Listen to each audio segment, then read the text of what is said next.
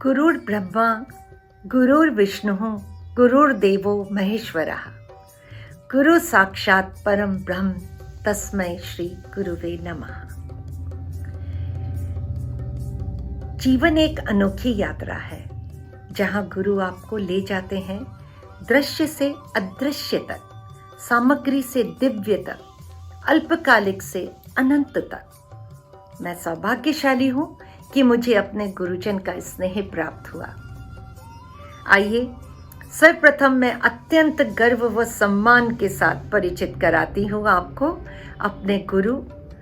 All India radio, Doordarshan आदि पर अपने कविताओं का परचम फहराने वाले, मैथिली शरण गुप्त अवार्ड, काका हाथरसी अवार्ड और ना जाने कितने अन्य अवार्ड से अलंकृत डॉक्टर सरोज कुमार जैन जी से आपका स्वागत है सर।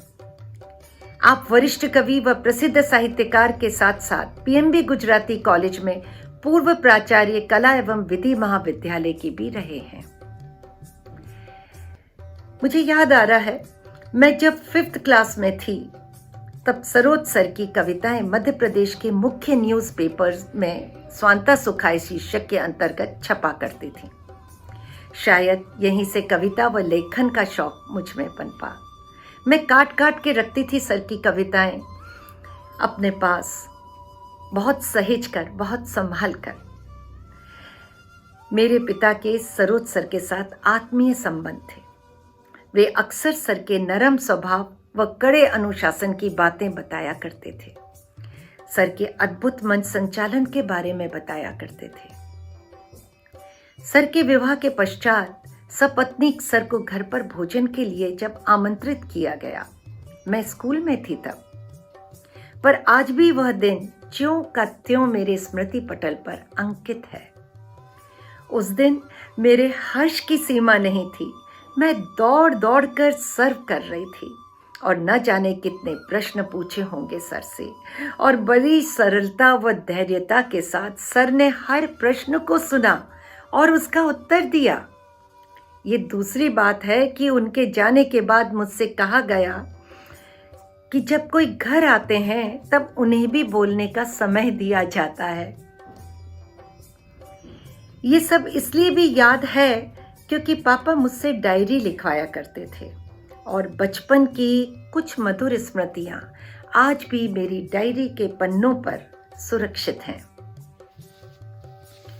कॉलेज में जब हिंदी विषय सर से पढ़ने का सौभाग्य प्राप्त हुआ, तब सर के व्यक्तित्व का प्रभाव मुझ पर भी पड़ा। साधारण बातचीत में भी उत्तम शब्दों का प्रभाव व थोड़े में बहुत कुछ कह जाने की कला ने मुझे हिंदी में रुचि जागृत की। आज जो भी मैं थोड़ा बहुत लिखती हूँ, सर का ही आशीर्वाद है। तो आइए कार्यक्रम को आगे बढ़ाते हुए चलते हैं हमारी भारतीय परंपरा के अनुसार दीप प्रज्वलन की ओर। हमारी परंपरा है कि किसी भी कार्यक्रम के पूर्व दीप प्रज्वलित किया जाए और दीप प्रज्वलन के समय यही भाव मन में रहता है कि हमारे द्वारा आरंभ किया गया कार्य सफलता की ओर अग्रसर हो, और साथ ही प्रभु हमें वह ज्ञान व रोशनी प्रदान करें जिससे हमें उस कार्य को बखूबी निभाने की शक्ति मिले, समझ मिले। तो मैं विनम्र निवेदन करूंगी सरोज सर से कि कृपया दीप प्रज्वलित कर कार्यक्रम का आरंभ करें।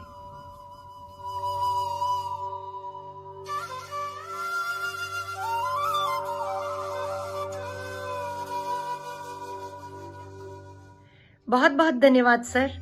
आपसे प्रार्थना है कि कृपया अतीत के पन्नों से कुछ स्मृतियां जो श्री आरपी भार्गव जी के साथ की हों, उन्हें यहाँ हम सभी से साझा करें।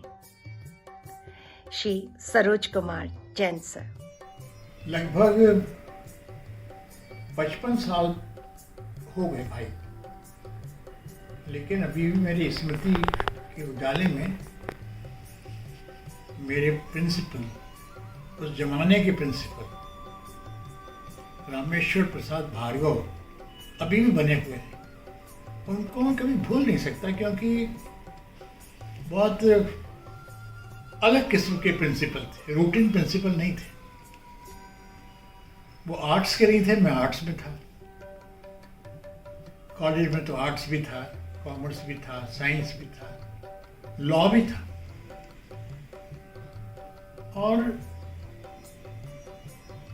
भार्गव साहब के ज़माने में हमारा जो आर्ट्स कॉलेज था वो शाम को लगता था। उसको वर्किंग मैन नाइट कॉलेज कहते थे। उस ज़माने में कोई व्यक्ति प्राइवेट BA MA नहीं कर सकता था, उसको कॉलेज में जाना पड़ता था, रेगुलर छात्र बनना पड़ता था, उसके बिना परीक्षा संभव नहीं थी।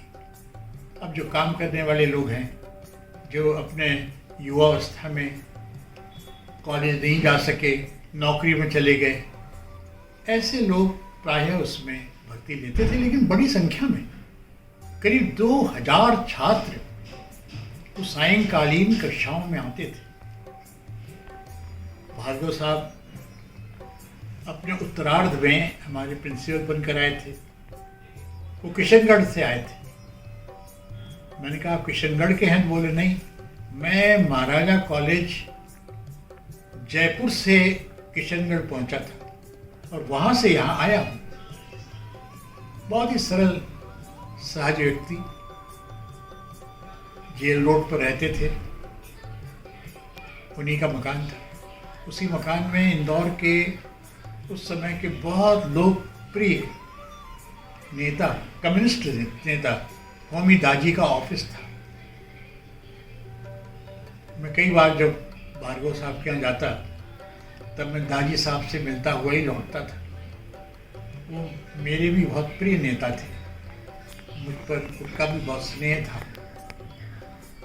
मेरा विवाह भी उसी दरमियान हुआ जब भार्गव साहब प्रिंसिपल थे हमारे। उनके घर उन्होंने स्नेहपूर्वक मुझे सपत्नीक भोजन करने बुलाया था और उसी समय मेरी भेंट हुई थी उनकी बिटिया नलिनी से। छोटी सी थी, स्कूलिंग के डेज थे उसके। उसने और उसकी मम्मी ने हम लोगों को खाना खिलाया। भार्गव साहब ने अपनी बहुत सारी बातें हमको बताई। मैं उस समय एक किताब लेकर के उनके यहाँ पहुंचा था।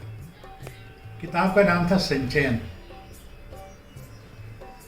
संचयन में प्रूफ की करीब 550 गलतियां थी और कोर्स की किताब थी। यूनिवर्सिटी ने उसको लगाया था पढ़ाने के लिए। मैं चाहता था कि भार्गव साहब जो विश्वविद्यालय की महासभा के सदस्य हैं, इस किताब को महासभा के सामने प्रस्तुत करें और बताएं कि विश्वविद्यालय में किस तरह का प्रेस चल रहा है और किस तरह का चयन चल रहा है, किस तरह की किताबें पढ़ाने के लिए लगाई जा रही हैं, जिसमें प्रूफ की 500-550 गलतियां हैं। सर ने देखी किताब, बोले अरे भाई ये तो उठाना चाहिए। मैंने कहा ये आपको उठाना है, आप सदस्य हैं? बोले मैं उतने अच्छे से नहीं उठा पाऊंगा, मैं सोचता हूँ कि दाजी से कहा जाए। मैंने कहा पता नहीं दाजी इसको स्वीकार करे ना करे। बोले नहीं चलो। और वो मुझको लेकर, उसी घर में तो ऑफिस था दाजी साहब का, उनके यहाँ गए और उन्होंने वो किताब दी और उनसे कहा कि अब इनको बता दो क्या करना है। मैंने दाजी साहब को किताब दी, वो बताया कितनी गलतियाँ हैं। और दादी ने उसके तीसरे दिन जो महासभा की बैठक थी, बड़ी भारी सभा होती थी, उसमें संचयन को गलतियों के संचयन के रूप में प्रस्तुत किया। बहुत सहयोग दिया भार्गव साहब ने हमको। और शाम को लगभग रोज ही उनसे भेंट होती थी, लेकिन मैंने पाया कि वो प्राचार्य या प्रिंसिपल जैसे व्यक्ति नहीं थे कि जो हमेशा एक ऑफिसर के मूड में हो या अपना दबाव, अपनी अफसरी दिखाने में रुचि लेता हो। ऐसे व्यक्ति वो नहीं थे, सरल सहज। एक किस्सा मुझे याद आ रहा है। हमारे स्टाफ में राजेंद्र माथुर भी थे उस समय। राजेंद्र माथुर जो आगे चलकर बहुत बड़े पत्रकार सिद्ध हुए। नई दुनिया के प्रधान संपादक बने और आगे चलकर दिल्ली चले गए, जहाँ नवभारत टाइम्स के चीफ एडिटर रहे, प्रेस काउंसिल के सदस्य रहे। वो हमारे यहाँ उस समय अंग्रेजी पढ़ाते थे। एक दिन पता नहीं भार्गव साहब ने उनसे कहा कि अरे माथुर साहब, आप कुछ क्लास आपकी बहुत फ्री जा रही हैं, लड़के शिकायत कर रहे हैं, जरा ध्यान दीजिए। माथुर साहब ने सुन तो लिया, लेकिन वो बहुत उससे दुखी हुए। मेरे अभिन्न मित्र थे, मुझसे बोले कि ये भार्गव साहब ने मेरे पर बहुत ही गलत इल्ज़ाम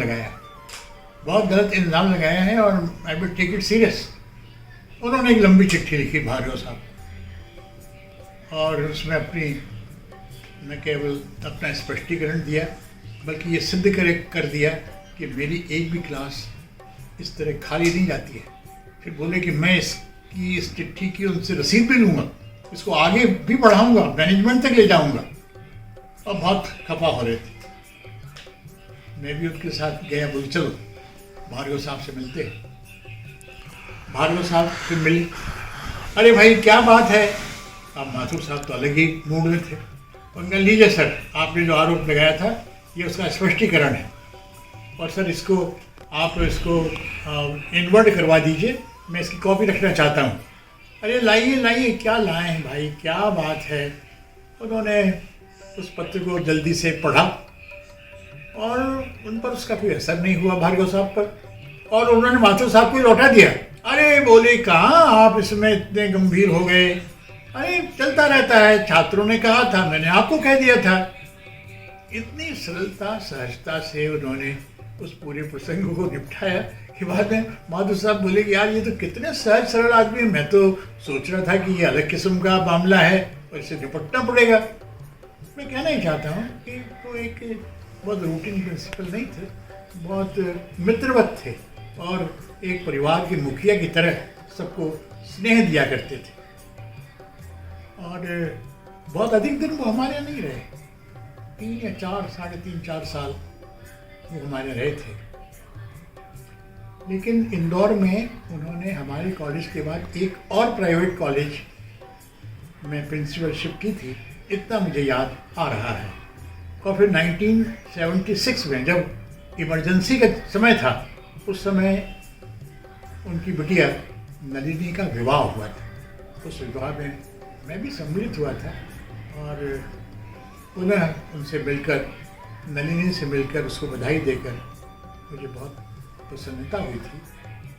फिर इंदौर से और विवाह के 4-5 साल बाद ये बच्ची का विवाह तो इलाहाबाद के परिवार में हुआ था।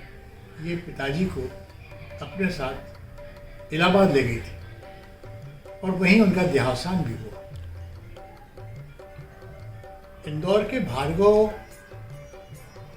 नाम के अनेक परिवार हैं जिससे मेरा बहुत परिचय है, लेकिन उसमें भार्गव साहब बहुत रचे पचे नहीं थे।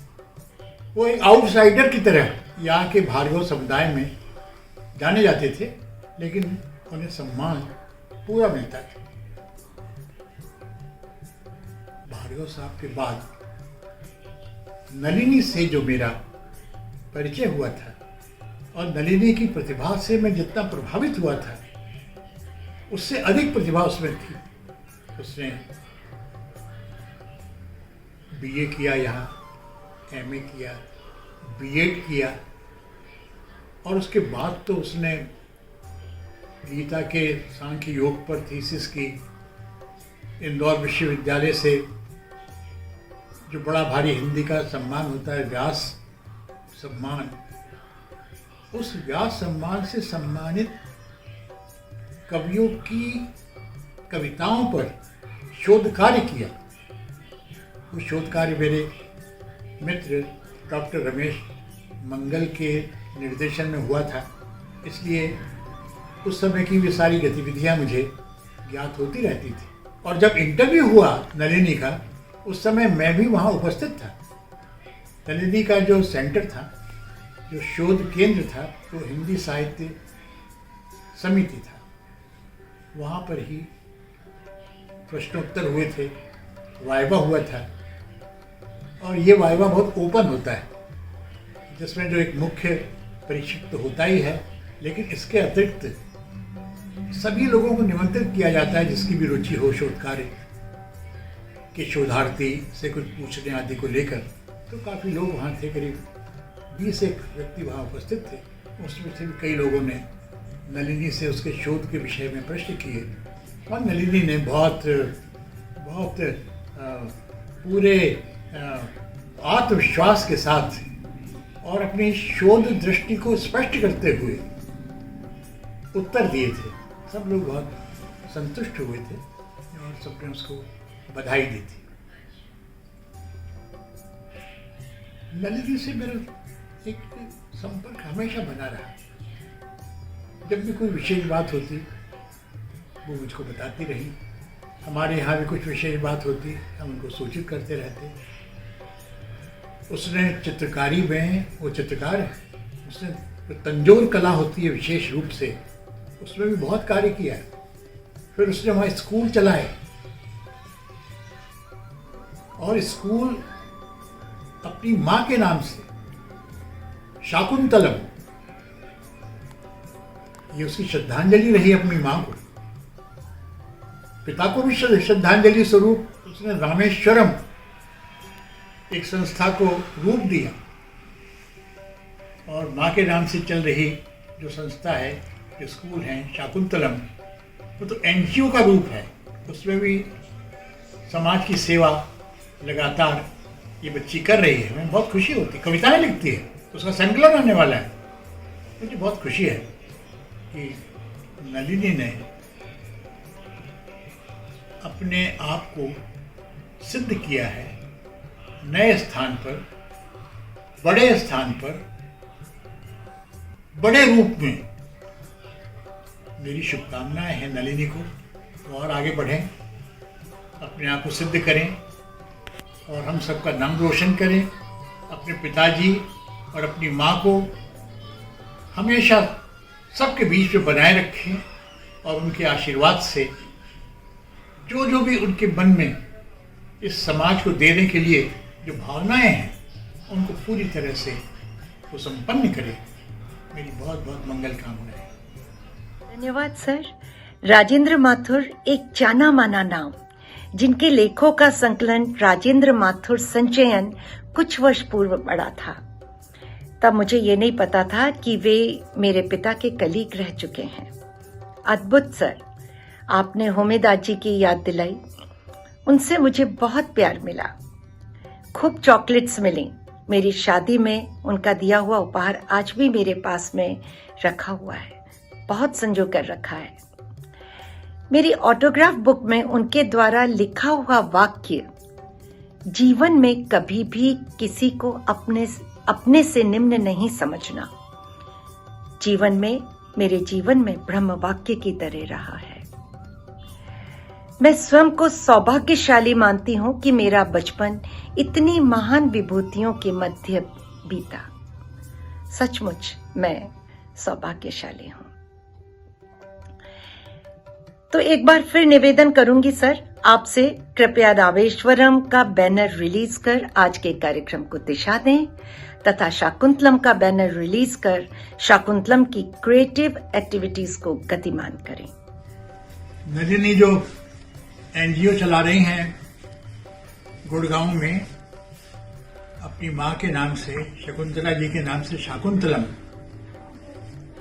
उसमें गरीब बच्चों को मदद की जाती है, पढ़ाई होती है, और तरह तरह से उनके व्यक्तित्व विकास के कार्यक्रम किए जाते हैं। उसमें कुछ और नए कार्यक्रम जोड़ने की उनकी योजना है, और उस योजना के ब्रोशर के रूप में जो प्रकाशित कर रही हैं, उसका एक फोल्डर उन्होंने भेजा है, जो मैं आपके सामने बता रहा हूं।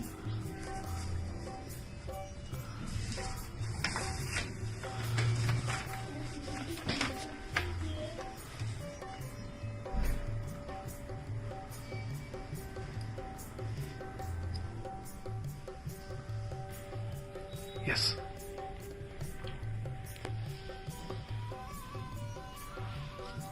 एक और फोल्डर नलिनी ने पहुंचाया है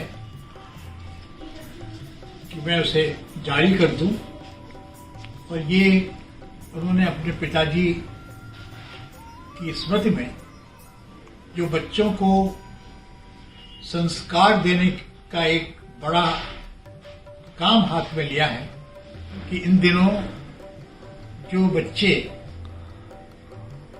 नई हवाओं में भटक जाते हैं और जो हमारे परंपरागत संस्कार हैं उन तक नहीं पहुंच पाते, तो नलिनी की योजना है कि कुछ ऐसा वातावरण, ऐसे लोग, ऐसा कार्यक्रम उन्हें दिया जाए कि जिससे सांस्कृतिक संस्कार, पारिवारिक संस्कार और जो हमारे देश में अच्छे बच्चों के लिए आवश्यक माने जाते हैं वैसी आदतें और जीवन का रूप उनमें विकसित हो सके, इस दृष्टि से जो उनका कार्यक्रम है उसके लिए एक फोल्डर है जिसको मैं आपके सामने प्रस्तुत कर रहा हूं।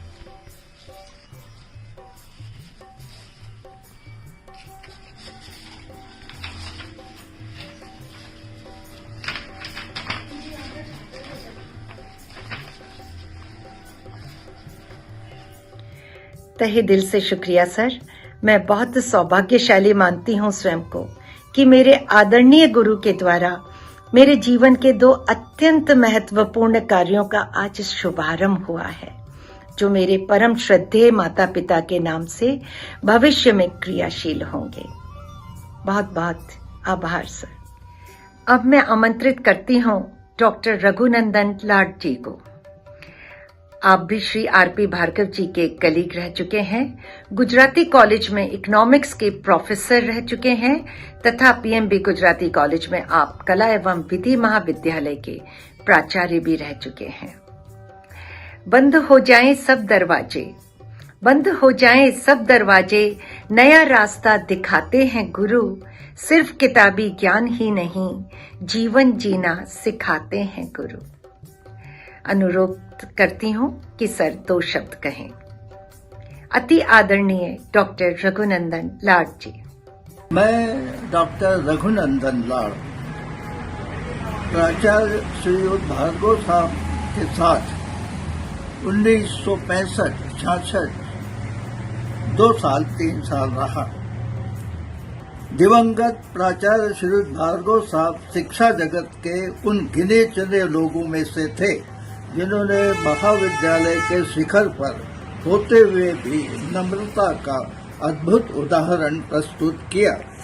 वे हमेशा यह कहते रहते थे कि साहब, शिक्षा का और देश का भी पतन हो गया है। उनका यह दोष प्राध्यापकों को भी दुखी करता था। आज के युग में ऐसे शख्स बिरले ही मिलेंगे। मैं उनकी स्मृति में किए जाने वाले आयोजन को वर्चुअली नमन करता हूँ और सफलता की कामना करता हूँ। पुनश्च आज श्रीयुत भार्गव साहब की याद ने मुझे 55 वर्ष पीछे छोड़ दिया है और उनकी याद को ताजा कर दिया है। उनके कार्यकाल में कला संकाय, विज्ञान संकाय और वाणिज्य संकाय एक ही छत्र छाया में थे, एक ही महाविद्यालय था। अब कई संकाय अलग अलग महाविद्यालयों में बढ़ गए हैं। पुनश्च मैं आयोजन की सफलता की कामना करता हूँ। धन्यवाद सर। आपने श्री भार्गव जी को याद करते जो शब्द कहे हैं उसके लिए आपका हृदय से आभार। आपका आशीर्वाद हम पर यूं ही बना रहे। धन्यवाद सर। गुरु को शीर्ष धारिये चलिए आज्ञा माही, कहे कबीरता शिष्य को तीनों लोको भय नाही। अपनी अनुशासनबद्धता के लिए माने जाने वाले गुजराती कॉलेज के ही कॉमर्स के वरिष्ठ प्राध्यापक आदरणीय श्यामकांत वैशंपायन सर को सर्वप्रथम मैं प्रणाम करती हूँ। तथा निवेदन करती हूँ कि श्री आरपी भार्गव जी को समर्पित इस कार्यक्रम में अपने आशीर्वचन कहें, 2 शब्द कहें। श्री वैशंपायन सर। मैं श्यामकांत वैशंपायन गुजराती महाविद्यालय में वाणिज्य का प्राध्यापक था। स्वर्गीय श्री भार्गव जी शासकीय सेवा से निवृत्त होकर प्राचार्य बने थे। मैंने लगभग 5-6 वर्ष तक उनके साथ काम किया। वे बहुत सरल स्वभाव के व्यक्ति थे, सबको साथ लेकर कार्य करने में माहिर थे।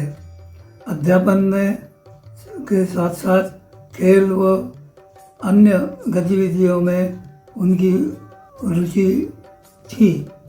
मैं उन्हें विनम्र श्रद्धा अर्पित करता हूँ। हृदय से धन्यवाद सर, आपने मेरी बात का मान रखा और अपनी शुभकामनाएं दी।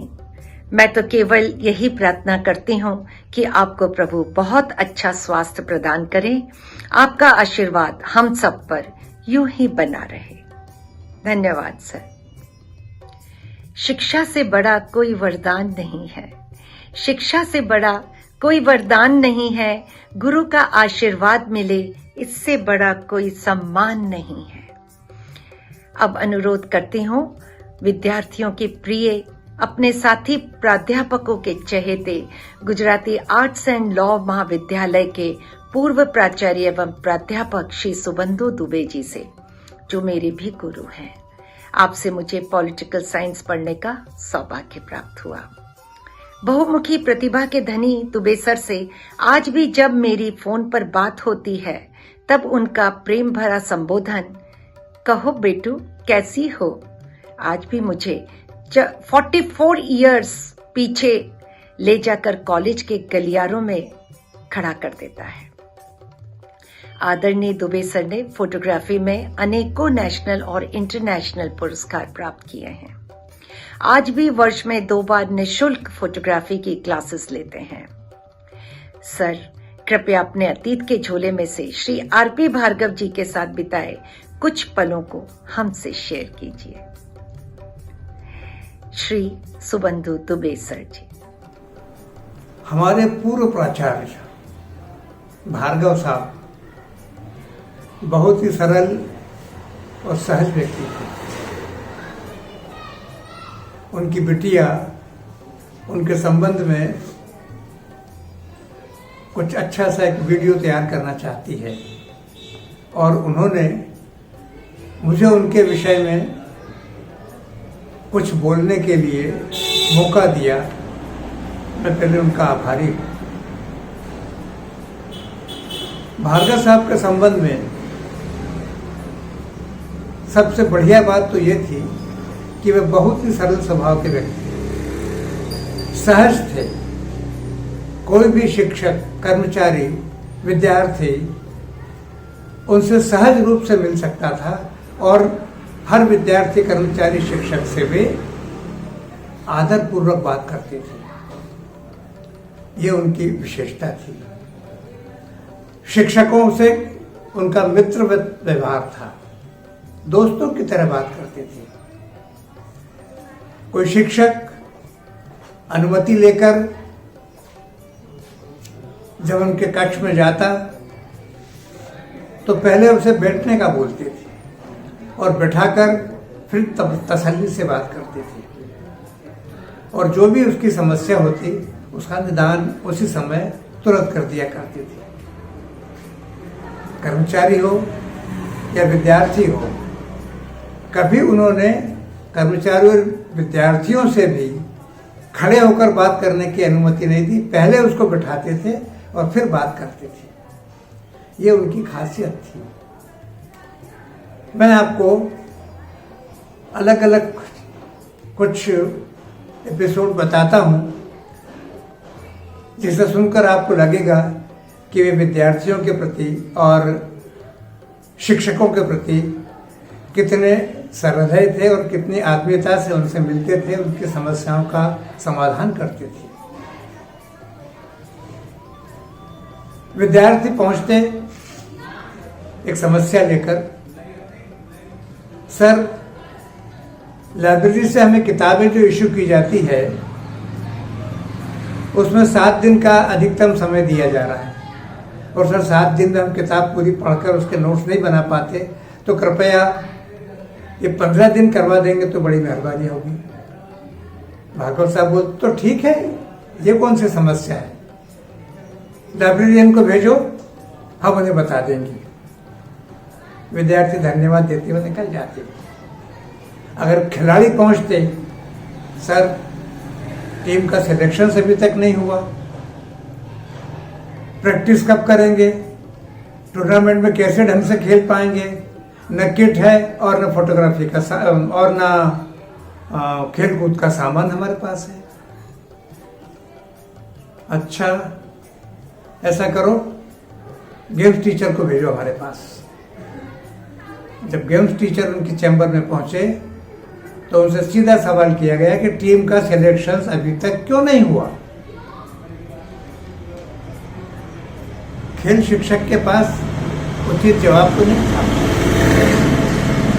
कुछ आर्गुमेंट बताने लगे तो बोला नहीं, हम कुछ सुनना नहीं चाहते, आपको हम 7 दिन का समय दे रहे हैं, 7 दिन में आप टीम का सिलेक्शन करवाइए, क्रिकेट की, वॉलीबॉल की, फुटबॉल की, कबड्डी की, खो खो की, जो जो टीमें बनती हैं, और इसके साथ साथ उन विद्यार्थियों के किट भी बनवाइए, और खेल सामग्री जो जो भी आवश्यक है उसे इमीडिएटली ऑर्डर देके बुलवाइए, सैंक्शन हमसे लेकर जाइए। शिक्षक महोदय भी खुश और विद्यार्थी और खिलाड़ी सब बेहद खुश। ये उनका व्यवहार होता था। शिक्षकों की एक बात बताऊं, एक शिक्षक इंदौर से दूर महू से ट्रेन से रोज सुबह कॉलेज आया करते थे, और कभी कभी ट्रेन लेट हो जाती तो वो अपना पहला पीरियड अटेंड नहीं कर पाते थे। ये बड़ी समस्या थी। तो इस समस्या के निदान के लिए भार्गव साहब के पास हो गए। तो भार्गव साहब ने पहले कहा, भाई ये मेरी जवाबदारी नहीं है, आपको समय पे आना चाहिए, मैं इसमें क्या कर सकता हूँ। सर मैं आ जाता हूँ समय पर, ट्रेन का टाइम भी ऐसा है कि मैं नियत समय पर पहुँच जाता हूँ, लेकिन कभी कभी ऐसा होता है कि ट्रेन लेट हो जाती है तो मेरा पहला पीरियड निकल जाता है, तो इंदौर में आके रहो। सर पूरा परिवार लेके इंदौर आना और मकान ढूंढना और सब, अरे भाई अब क्या कर सकते हैं, ठीक है। टाइम टेबल कमेटी के इंचार्ज मेरे पास भेजो उनको। इंचार्ज जब उनके पास पहुंचे तो उनको उन शिक्षक महोदय की समस्या बताई और व्यवहारिक तौर पर क्या हो सकता था। तो उन्होंने ये कहा कि उनको उनका टाइम टेबल इस तरह एडजस्ट करो कि उनको पहला पीरियड न लेना पड़े, है ना, कोई दिक्कत तो नहीं है, करो, एडजस्ट करो, हो जाएगा, और हमें बताओ फिर आकर। ठीक है सर। वो शिक्षक भी खुश हो गए, पहले पीरियड से उनको निवृत्ति मिल गई। दूसरा एक किस्सा सुनाता हूं। परीक्षा का समय था निकट, लेकिन अंग्रेजी विभाग के प्रोफेसर का कोर्स पूरा नहीं हो पाया था, कुछ टॉपिक्स बच गए थे, तो वो बेचारे एक्स्ट्रा क्लास लगाना चाहते थे, और एक्स्ट्रा क्लास जब लगानी होती थी तो उसके लिए कॉलेज परंपरा के अनुसार प्राचार्य से अनुमति लेना होती थी। जब अनुमति लेने वो शिक्षक महोदय उनके पास पहुंचे तो उन्होंने कहा कि ये कौन सी बात है, आपको निर्धारित समय में अपना कोर्स पूरा करना चाहिए था। सर बिल्कुल मैं मानता हूं, लेकिन मेरे सामने क्या क्या समस्याएं थी उन्होंने गिनाई। समस्या गिनाई जब, तो भार्गव साहब पूरी तरह उससे कन्विंस हो गए। बोले आपकी समस्या तो ठीक है, ठीक है, आप एक्स्ट्रा क्लास लगाइए। कब लगा रहे हैं? सर कल संडे है, कल ही लगा रहा हूँ। अच्छा, कितनी बजे से लगाएंगे? सर सुबह 8 बजे से शाम 5 बजे तक। इतना लंबा समय बच्चों के लंच का क्या होगा? सर मैंने उनको बोला है कि वो अपने अपने टिफिन ले आए। नो नो नो, ये प्रैक्टिस अच्छी नहीं है। कितने विद्यार्थी हैं? सर 35 से 40 के आसपास हैं। तो ठीक है, 35-40 विद्यार्थियों के लंच पैक और उनके साथ जो भृत्य काम करेंगे, वहाँ व्यवस्था देखेंगे, उनके सबके लिए लंच पैकेट हम भिजवाएंगे। Sir so kind of you, thank you sir. और शिक्षक महोदय जाने लगे तो रोका, सुनिए जा कहाँ रहे हो? ये लंच पैकेट हम भिजवाएंगे, लेकिन इसका पेमेंट आपको करना होगा। शिक्षक महोदय की हिम्मत नहीं हुई। प्राचार्य महोदय की विनम्रता, सरलता, सहजता सब उन्हें मालूम थी।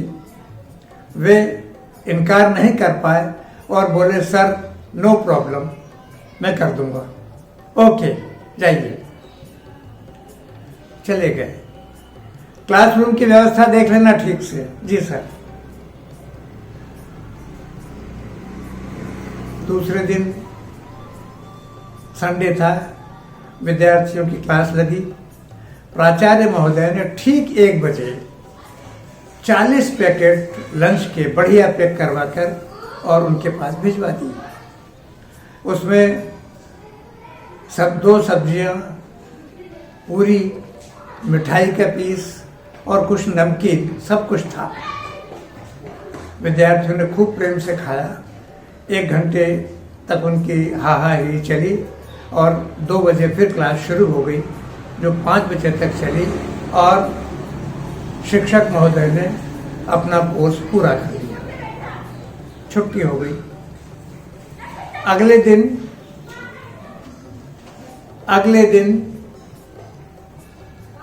प्राचार्य महोदय ने शिक्षक महोदय को बुलाया।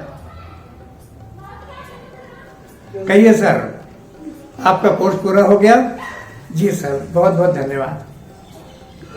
लंच पैकेट ठीक रहे? विद्यार्थियों को कोई शिकायत तो नहीं रही? नहीं सर, बिल्कुल नहीं, सब बहुत खुश थे। Okay okay okay. शिक्षक महोदय ने पूछा सर पेमेंट कितना कर दूं? भार्गव साहब के हाथ पीछे गए और बोले मां साहब अब रहने दीजिए आप, इसका पेमेंट तो कॉलेज की तरफ से हो गया। शिक्षक महोदय खुश हो गए। Thank you sir, thank you sir. Okay okay, अगले साल ये शिकायत नहीं आनी चाहिए एक्स्ट्रा क्लास की। सर ध्यान रखूंगा। अब एक छोटा सा किस्सा और, वो उनके व्यवहार का और परिस्थिति जन्य जो चीजें उत्पन्न होती है उस समय उनको कैसा व्यवहार करना चाहिए, कैसे काम हो सकता है, इससे रिलेटेड है। सोशल गैदरिंग के दौरान एक नाटक स्टेज पर खेला जाना था जिसकी कहानी प्रेस से संबंधित थी और उसमें विद्यार्थियों के साथ साथ 2 शिक्षकों को भी अभिनय करना था। उसमें एक मैं था और एक मेरे शिक्षक साथी थे। जब स्टेज पर प्रेस का सीन क्रिएट किया जा रहा था, टेबलें लग रही थी, कुर्सियां लग रही थी, तब एकदम ध्यान आया कि प्रेस में संपादक की टेबल पर तो टेलीफोन नहीं है और टेलीफोन की व्यवस्था नहीं हो पाई थी। क्या करें? तो मैंने अपने शिक्षक साथी से बोला कि प्रिंसिपल रूम से आप अपना उनका टेलीफोन उठा लाओ, थोड़ी देर में यहाँ रखेंगे, बाद में भिजवा दीजिए। जब शिक्षक महोदय टेलीफोन लेने उनके पास पहुंचे तो भार्गव साहब ने साफ इनकार कर दिया, नहीं, प्रिंसिपल कक्ष का कोई टेलीफोन बाहर नहीं जाएगा। कभी भी कैसी भी इमरजेंसी आ सकती है, हम टेलीफोन कैसे बाहर ले जाएंगे? सर 15-20 मिनट की बात है, जैसे ही खत्म होगा हम वापस लाके रख देंगे। नो नो नो, ये नहीं होगा। शिक्षक महोदय वापस आ गए, मुझसे बोले भार्गव साहब ने मना कर दिया। मना कर दिया तो क्या करें यार। तो शिक्षक साथी और विद्यार्थी सब बोले सर आप जाओ ना, आप भी जाके एक बार कोशिश तो कर लो सर। तो मैंने कहा ठीक है, मैं भी जाता हूँ। मैं जैसे ही कक्ष में घुसा, मुझे देखते ही सर बोले टेलीफोन नहीं दूंगा, टेलीफोन यहां से नहीं हटेगा। मैंने कहा सर 15 मिनट की बात है, हम वापस भिजवा देंगे। अब इन मौके पर हम कहाँ जाएंगे? सीन क्रिएट हो चुका है और अनाउंस कर चुके हैं कि नेक्स्ट आइटम अभी नाटक है, तो मैं क्या करूं? तुमको पहले व्यवस्था करनी चाहिए थी। टेलीफोन नहीं दूंगा। मुझे बुरा लगा, कुछ गुस्सा भी आया, तो मैं पैर फटकता हुआ पलटा और बोला ठीक है, मैं नाटक कैंसिल कर देता हूं, नहीं होगी आइटम। और स्टेज पर आकर मैंने अपने साथियों से बोला स्टेज खाली करो, सारा सामान हटा लो। और क्या हो गया सर? मैंने कहा कुछ नहीं हो गया, ये नाटक नहीं होगा। और ऐसी आफाधापी में जब सामान उठाने की स्थिति आई, तब मेरी पीठ पीछे से किसी ने थपथपाई। मैंने पलट कर देखा, भार्गव साहब। भार्गव साहब बोले सर गुस्सा करना अच्छा नहीं होता, बहुत जल्दी गुस्सा करते हो। विद्यार्थियों से बोला सीन क्रिएट करो, और मुझसे बोला जाओ खुद टेलीफोन लाओ और रख दो यहाँ, और जैसे ही समाप्त हो आपका नाटक जवाबदारी के साथ उसका यथास्थान रखवाना। पानी पानी हो गए। ये व्यवहार था उस व्यक्ति का, हमेशा याद आती। और अंतिम रूप से उनका रिलैक्स मूड, जब भी स्टाफ की मीटिंग में बैठते तो हाथ पीछे करके उनके किशनगढ़ कॉलेज के किस्से सुनाया करते थे और सबका मनोरंजन किया करते थे। ऐसे थे हमारे भार्गव साहब। Thank you. बहुत बहुत धन्यवाद सर। इन सब बातों के बारे में तो मुझे पता ही नहीं था। अपने पिता के बारे में इतनी सारी बातें जानकर मन में अत्यंत प्रसन्नता का अनुभव हो रहा है। एक बार पुनः आपका तहे दिल से शुक्रिया। ये दोस्ती का बंधन भी कितना अजीब होता है। मिल जाएं तो बातें लंबी और बिछड़ जाएं तो यादें लंबी। श्री विष्णु गोपाल माहेश्वरी व कमल आंटी से इंदौर में ही मिलना हुआ था। श्री माहेश्वरी जी टेक्सटाइल इंजीनियर हैं। ईमानदारी व सच्चाई जिनका हमेशा मूल मंत्र रहा। कई टेक्सटाइल मिल्स का शुरू से सृजन किया और नए कीर्तिमान स्थापित किए। इन्हीं योगदानों के लिए राष्ट्रपति ज्ञानी जैल सिंह ने श्री माहेश्वरी जी को इंदिरा गांधी प्रियदर्शिनी अवार्ड से नवाजा। आपसे विनम्र प्रार्थना है कि अतीत के पन्नों से कुछ यादें हमें भी बताएं। श्री वीजी माहेश्वरी जी। आज नलिनी का फोन आया, उसने बताया कि वो अपने पापा श्री रामेश्वर प्रसाद जी के लिए एक ऐसा प्रयास करना चाह रही है जिससे कि हमारी भारतीय संस्कृति व संस्कारों के विषय में, भारतीय जीवन शैली आदि के बारे में आने वाली जनरेशन्स को पर्याप्त जानकारी दी जाए, जिसके द्वारा आज जो परिवार घर और घरों से दूर हैं, विदेशों में बचे हैं, उन भारतीयों को सभ्यता के बारे में पूर्णतः जानकारी प्राप्त हो। यह जान के मुझे बहुत गर्व हुआ कि जो कार्य बेटे करते वह एक बेटी कर रही है। नलिनी के इस फोन से 48 वर्ष की पुरानी सारी बातें एक एक करके सामने चली आई। नलिनी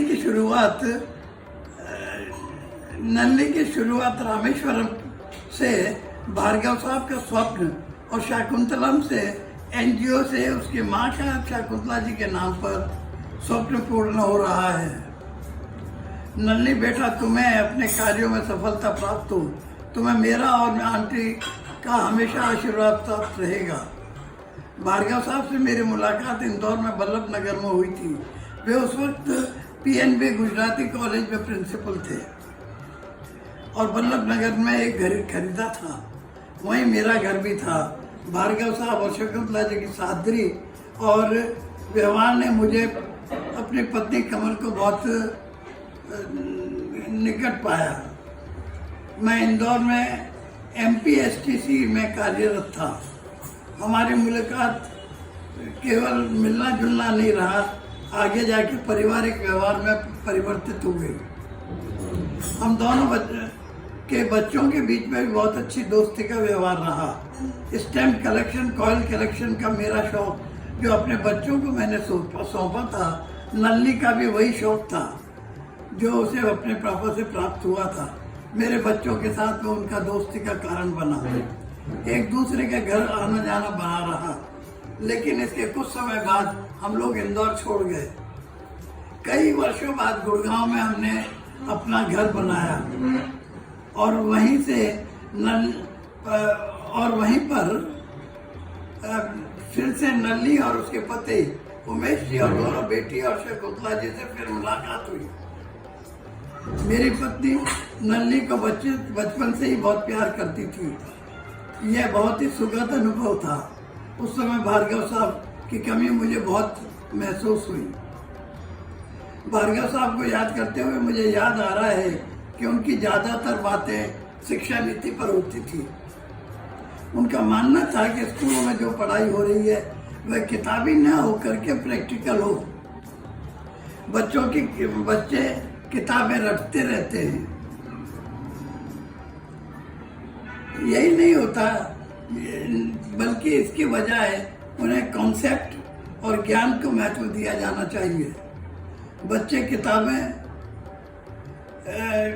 के अलावा कला, संगीत, शिल्प, खेल, योग, सामुदायिक सेवा योगों आदि सभी विषयों पर पाठ्यक्रम में शामिल किया जाना चाहिए, जिससे बच्चों का पूर्ण विकास हो। बच्चों को प्रोफेशनल और स्किल शिक्षा देनी चाहिए। अपनी मातृभाषा और राष्ट्रभाषा की पूर्व जानकारी होनी चाहिए। उनको हिंदी लिखना नहीं आता था, जिसकी उनको वो अपनी बड़ी कमजोरी महसूस होती थी, क्योंकि उनकी पूर्ण शिक्षा इंग्लिश मीडियम में हुई थी, पर वो हिंदी अच्छी बोल लेते थे। उनका कहना था कि किसी भी व्यक्ति का विकास तभी पूर्ण हो सकता है जब उसको अपनी मातृभाषा और राष्ट्रभाषा का पूर्ण ज्ञान हो। अंग्रेजी का ज्ञान भी बहुत आवश्यक है, जिससे आप विदेशी कार्यनीति की जानकारी और अपने देश को समृद्ध बना सके।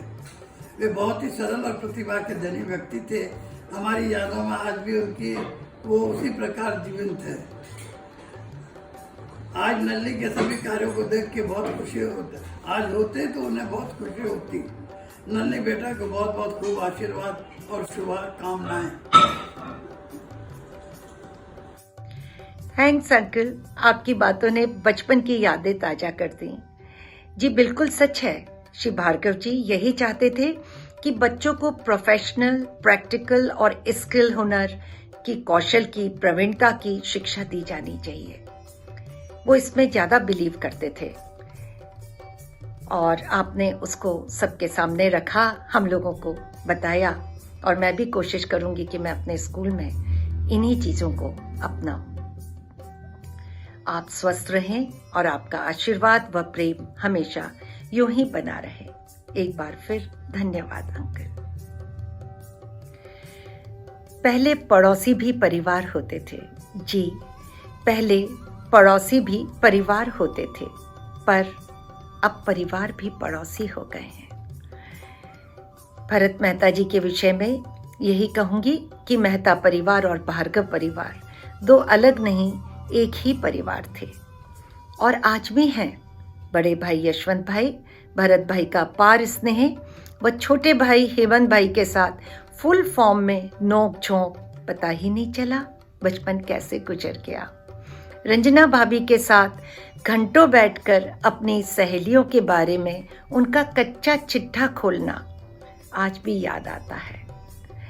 धर्मेंद्र जो आज डॉक्टर हैं, कैंसर सर्जन हैं, के साथ पतंग उड़ाना, एक छत से दूसरे छत पर भागना, पापा का रंग बिरंगी पतंगे माँ से छुपाकर खरीद कर लाना, माँ का हम दोनों को डांटना आज फिर याद आ रहा है। 5 मिनट में आती हूँ कहकर घंटे भर में आना, छज्जे पे पापा का इंतजार करना, अंदर माँ का व्याकुल होना याद आ रहा है। तो आइए मिलाती हूँ भरत भाई से। President high court bar association, head of department PMB Gujarati arts and law college, senior advocate practicing on all sides, civil, criminal, revenue, taxation, labor, claims, constitutional in the High Court. Bharat भाई, हम आपको सुनना चाहेंगे। श्री भरत मेहता। हुआ कि आप इसमें देखते हुए स्पीच दे रहे हो। Ladies and gentlemen, my dear sister, Dr. Nalini Bhargav is starting a program called Rameshwaram in fond memory of her late father, Shri Rameshwar Prasad Ji Bhargav. In this program, full information will be given about our Sanskriti and Sanskar, so that the coming generations would understand and know about our rich culture. This is a great effort. Nalini, my best wishes to you for this work. I would like to remember Shri Rameshwar Prasad Ji Bhargav, Principal, PMB Gujarati College, Indore. He was a great man. He was very cooperative and extremely well-behaved person. He was my next-door neighbor, and therefore I had number of occasions to meet him. He would never use any bad words or got annoyed on any person. Shri Bhargav was polite and humble and used to prefix Sahib with every person, including his subordinates and servants. Mr. Bhargav was a man of great principles and integrity. Once, with respect to annual exams, one of the members of the managing committee of the college pressurized him to pass a student. Shri Bhargav refused to do it and resigned from the principalship of the college and left the college, and thereafter never went to the college. Shri Bhargav was a good player of tennis, cricket and badminton. Thank you very much. Bharat Mata ki Jai. Thanks, Bharat Bhai, for your kind words. Yes, my father was a man of great principles and integrity. जी हाँ, आज आपने उन दोनों शब्दों की याद ताजा कर दी, साहब और माँ साहब। पापा अक्सर साहब और माँ साहब शब्दों का प्रयोग किया करते थे और उनके मुंह से बहुत अच्छा भी लगता था। Thank you so much. उम्र और जिंदगी में फर्क बस इतना है। उम्र और जिंदगी में फर्क बस इतना है, जो गुरु बिन बीती वो उम्र है। जो गुरु बिन बीती वो उम्र है, जो गुरु स्नेह संग बीती वो जिंदगी है। श्री JP सोमानी जी 1956 में गवर्नमेंट कॉलेज किशनगढ़ में इंटर कॉलेज के छात्र थे।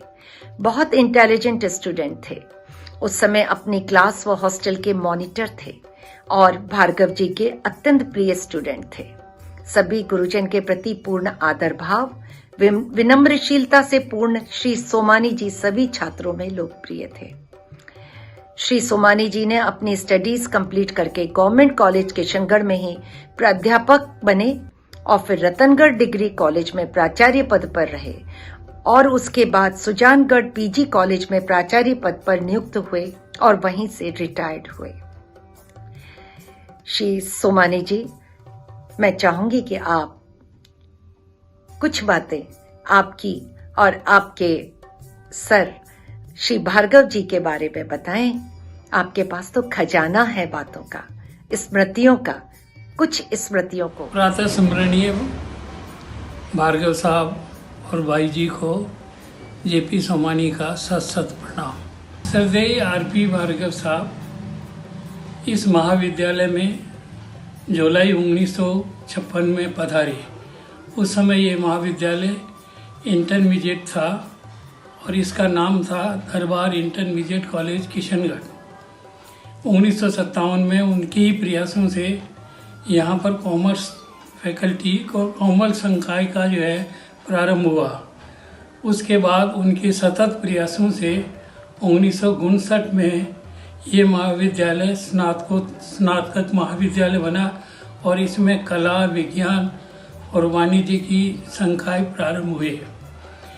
भार्गव साहब सतत प्रयत्नशील रहते थे महाविद्यालय के विकास में और इसी का परिणाम है कि उस समय के महाविद्यालयों में ये सर्वोत्तम महाविद्यालय था और यहाँ से उन्होंने जो है जितने भी प्रतिभाशाली छात्र थे वो सब यहाँ से निकले, जिनमें कई सीए भी थे, सीएस थे और प्रशासनिक सेवाओं में भी गए। वे महाविद्यालय के विकास में पूर्ण जो है रुचि रखते थे। एक तरह से उनके महाविद्यालय का विकास उनके जीवन का एक दर्शन था। अब उनका काल महाविद्यालय की शैक्षणिक, सांस्कृतिक और जो है और गैर सांस्कृतिक कार्यक्रमों में बहुत रुचि रहती थी। वे महाविद्यालय के विकास में पूर्ण जो है रुचि रखते थे। एक तरह से उनके महाविद्यालय का विकास उनके जीवन का एक दर्शन था। अब उनका काल महाविद्यालय की शैक्षणिक, सांस्कृतिक और जो है और गैर सांस्कृतिक कार्यक्रमों में बहुत रुचि रहती थी और यही कारण था कि वो स्टाफ में चाहे जो प्राध्यापक वर्ग हो, चाहे मंत्रालय कर्मचारी हो या चतुर्थ श्रेणी कर्मचारी हो, सभी में प्रिय थे। उनमें जहाँ वे अनुशासन प्रिय थे उसके साथ ही वे एक मानवीय संवेदना से भरे हुए प्राणी भी थे और अपने छात्रों का और अपने स्टाफ का पूरा ध्यान रखते थे। वे छात्रों की गतिविधियों का कि उनके प्रतिभाशाली छात्रों की गतिविधियों का पूरा ध्यान रखते थे और छात्र और महाविद्यालय ये दोनों का विकास उनका एक प्रमुख उद्देश्य रहता था। इसका कारण ये था कि उस समय के तत्कालीन शिक्षा निर्देशक, कॉलेज शिक्षा निर्देशक श्री शंकर साई सक्सेना उनके सहपाठी थे। दोनों ने कानपुर कॉलेज से जो है शिक्षा प्राप्त की थी। इसके साथ ही तत्कालीन राजस्थान मंत्रिमंडल में श्री रामनिवास मिर्जा, श्री नाथूराम मिर्जा उनके जसवंत कॉलेज के साथ ही तत्कालीन राजस्थान मंत्रिमंडल में श्री रामनिवास मिर्जा, श्री नाथूराम मिर्जा उनके जसवंत कॉलेज जोधपुर के शिष्य थे। इन सब के संपर्क का उन्होंने जो है बहुत ही लाभ महाविद्यालय को दिलाया और महाविद्यालय जो है उत्तरोत्तर प्रगति करता चला गया। भार्गव साहब की एक अनूठी विशेषता ये थी कि वे क्षणिक रूप से जरूर क्रोधित होते थे, परंतु उसके बाद उसके प्रति बहुत ही सहनशीलता और प्रेम का जो है ज्वलंत उदाहरण पेश करते थे और इसी का परिणाम ये था कि जिस छात्र पे उन्होंने गुस्सा किया उसी छात्र का भाग्योदय हुआ। उन्होंने उसको आगे बढ़ाने में पूरा सहयोग दिया। मैं भार्गव साहब का 1956 में इंटरमीडिएट में स्टूडेंट था उनकी कारण ही मैंने जो अर्थशास्त्र विषय लिया, अर्थशास्त्र विषय में मैंने एमए किया और प्राध्यापक और अंत में जो है एक प्राचार्य से स्नातकोत्तर महाविद्यालय से मैं सेवानिवृत्त हुआ। भार्गव साहब की प्रेरणा ही मेरे जीवन का एक आधार रही। उस समय मैं हॉस्टल में रहता था, मॉनिटर भी था और उनका बहुत ही विश्वसनीय मैं शिष्य था। और भार्गव साहब जो है 1959 में इसी राजकीय महाविद्यालय किशनगढ़ से सेवानिवृत्त हुए। आपका बहुत बहुत धन्यवाद सोमानी भाई जी। जब मैं किशनगढ़ से इंदौर आई तब बहुत छोटी थी। आपने जो भी बातें, यादें, स्मृतियां श्री भार्गव जी के बारे में बताई वे अमूल्य हैं। मुझे तो इन सब बातों का जरा भी इल्म नहीं था। पिता की स्मृतियों के रूप में आपने तो मुझे खजाना ही दे दिया। हृदय से आपका आभार। बहुत बहुत धन्यवाद सोमानी भाई जी। जीवन जितना सजता है संवरता है, जीवन जितना सजता है संवरता है, माँ पिता के प्यार से उतना ही महकता है गुरु के आशीर्वाद से। श्री अशोक पवार जी एक बिजनेस फैमिली से ताल्लुक रखते हैं। आपके पिता कपड़े के व्यापारी थे और आप स्वयं इंटर डिस्ट्रिक्ट परमिट पर बड़े पैमाने पर स्वयं की यात्री बसें चलाते हैं। बहुत मिलनसार, मृदुभाषी हैं। श्री भार्गव जी का विशेष स्नेह था इन पर। मैं अशोक जी से निवेदन करूंगी कि कृपया अपने स्टूडेंट समय की कोई बात श्री भार्गव जी से जुड़ी हो तो अवश्य बताएं। श्री अशोक पवार जी। न जाने कितनी दुआएं हमारे साथ चलती है, गुरु की सीख जब साथ रहती है। मेरे परम आदरणीय जीवन के प्रत्येक क्षेत्र में मेरे पथ प्रदर्शक श्री रामेश्वर प्रसाद जी भार्गव साहब की यादें, उनके साथ बिताए क्षण, उनकी सीख आज स्मृति पटल पर श्रृंखलाबद्ध हो आंखों के सामने जीवंत हो गई है। उनके बारे में मैंने लिखा है। आज मैं आपसे उनकी यादों को शेयर कर रहा हूँ। मैंने उनसे बीकॉम सेकंड ईयर एवं बीकॉम फाइनल ईयर 1973-74 में पढ़ने का सौभाग्य प्राप्त हुआ था। भार्गव साहब का अनुशासन बहुत कड़ा था, पर उनका हृदय भी बहुत सरल था। उनके अनुकूल कार्य न करने पर डांट भी पड़ती थी, वह बस कुछ थोड़ी देर के लिए।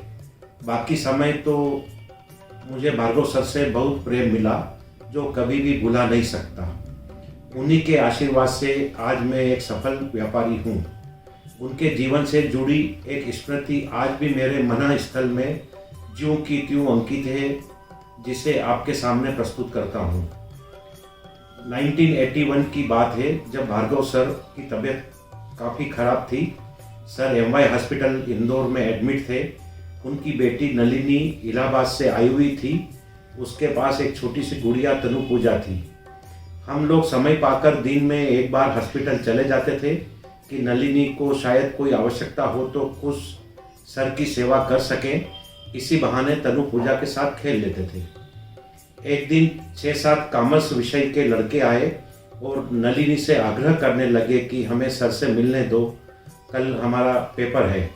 नलिनी ने मना कर दिया कि पापा की तबीयत ठीक नहीं है, आप नहीं मिल सकते। सर यह बात सुन रहे थे।